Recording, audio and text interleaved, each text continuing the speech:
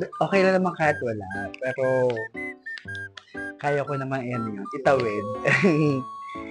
At yung everyday kong ginagamit. Kasi, Hope Glow. Everyday ko siyang ginagamit kasi yung skin mo, yung texture ng skin mo, nagbabago talaga. Maganda siya. Yung sign of aging mo, mababago talaga.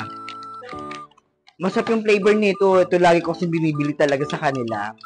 Hope Glow. Hope Glow baka naman. Ha? Yung last na prutas. Masarap siya. Para siyang umiinom ka lang ng or juice na kininom mo lang.